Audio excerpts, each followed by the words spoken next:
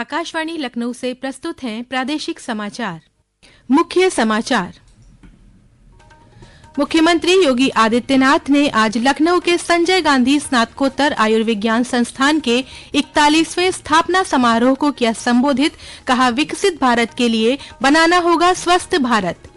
Uttar Pradesh police सिपाही भर्ती की लिखित परीक्षा में सफल अभ्यर्थियों की शारीरिक परीक्षा 26 दिसंबर से 16 दिसंबर से प्रवेश पत्र डाउनलोड कर सकेंगे अभ्यर्थी।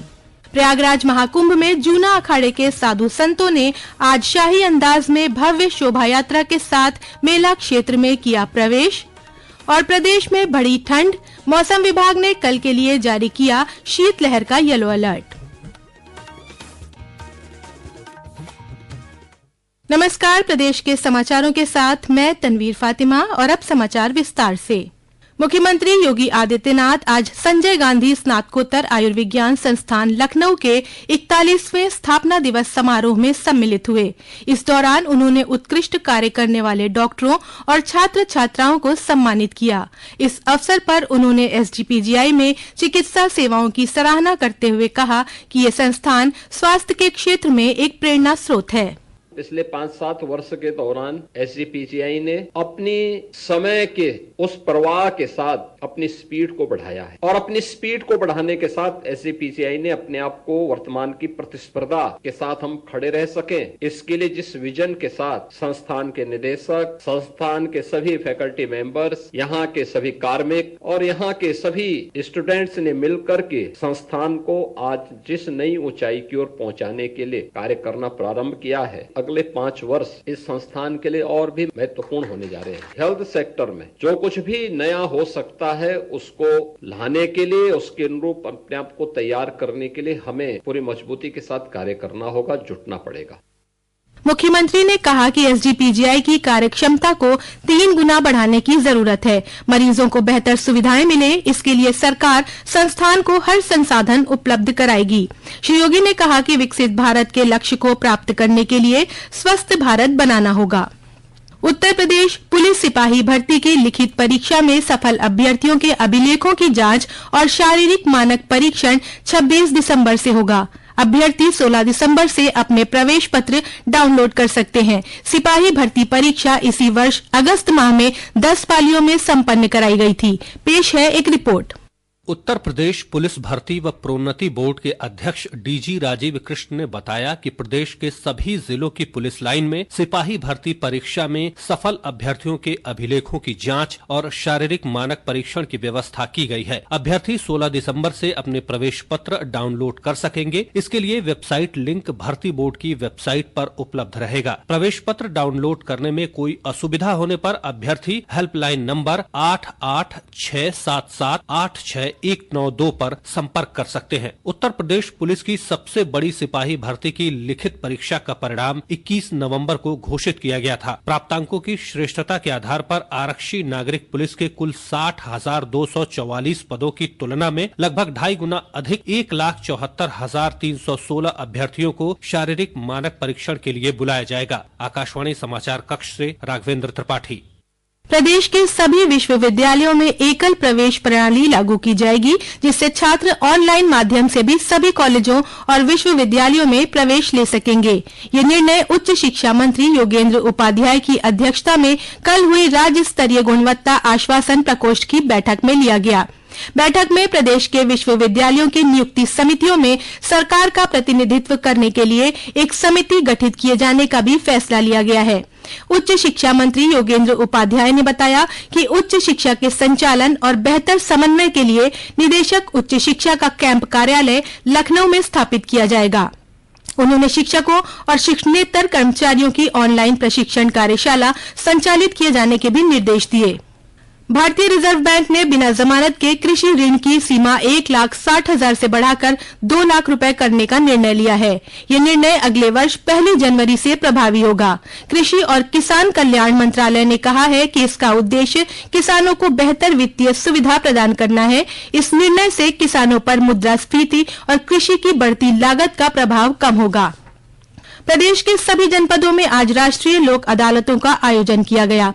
मिर्जापुर में जिला विधिक सेवा प्राधिकरण द्वारा आयोजित लोक अदालत में 38,000 से अधिक मुकदमों का निस्तारण किया गया। वहीं 14 लाख से अधिक का जुर्माना वसूल किया गया। उधर हापुड़ में आपराधिक वादों, पारिवारिक वाद, सिविल और मोटर व्हीकल एक्ट सहित राजस्व संबंधी वादों का आपसी सुलह समझौते के आधार पर निस्तारण किया गया। ये समाचार आप आकाशवाणी लखनऊ से सुन रहे हैं। ताजा समाचार जानने के लिए आप हमारी वेबसाइट newsonair.gov.in पर लॉगिन कर सकते हैं। इसके साथ ही आप प्रादेशिक समाचारों का ये बुलेटिन हमारे YouTube channel news on AIR Lucknow पर भी सुन सकते हैं। महाकुंभ में अखाड़ों के साधु संतों का औपचारिक प्रवेश आज से शुरू हो गया। जूना अखाड़े के संतों ने आज शाही अंदाज में रथों पर सवार होकर भव्य शोभा यात्रा के साथ मेला क्षेत्र में प्रवेश किया। एक रिपोर्ट।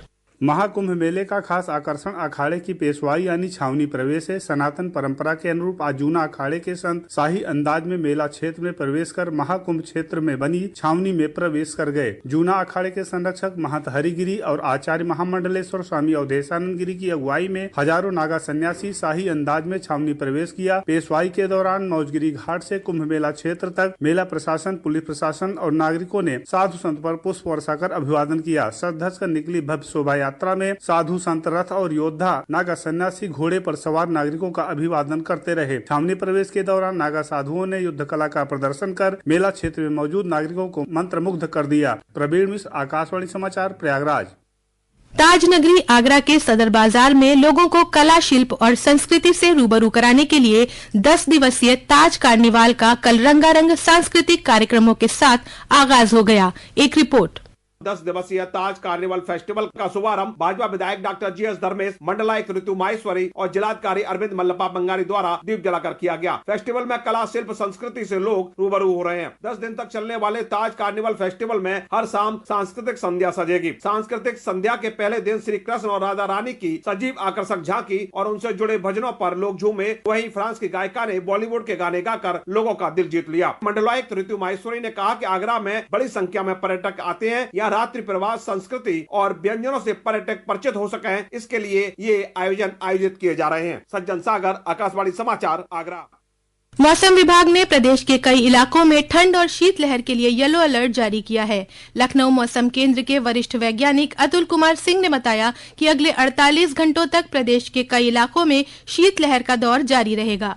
अगले 48 घंटों के दौरान जो ये शीतलहर की स्थितियां हैं उत्तरी इलाकों में या कहीं कहीं दक्षिण तक भी पहुंच रही हैं। पूर्वी और पश्चिमी उत्तर प्रदेश दोनों में ये अगले 48 घंटों तक बिना किसी विशेष परिवर्तन के जारी रहेंगी। उसके बाद हवाओं की दिशा जो है वो बदलेगी, पछुआ से पूर्वा हो जाएगी और उसके प्रभाव से अगले 2-3 दिनों में तापमान में 2 से 3 डिग्री का उछाल आएगा, जिसकी वजह से ये शीतलहर वाली स्थिति समाप्त हो जाएगी। परंतु तराई इलाकों में जो है अगले डे 3 और डे 4 में घना कोहरा होने की संभावना है।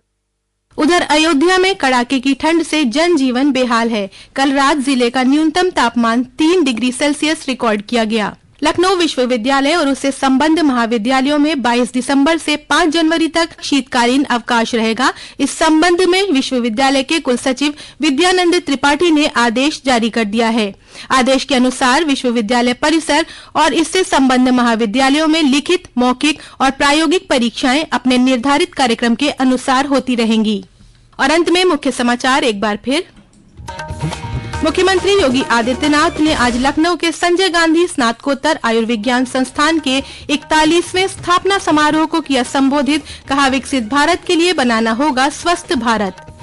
उत्तर प्रदेश पुलिस सिपाही भर्ती की लिखित परीक्षा में सफल अभ्यर्थियों की शारीरिक परीक्षा 26 दिसंबर से 16 दिसंबर से प्रवेश पत्र डाउनलोड कर सकेंगे अभ्यर्थी।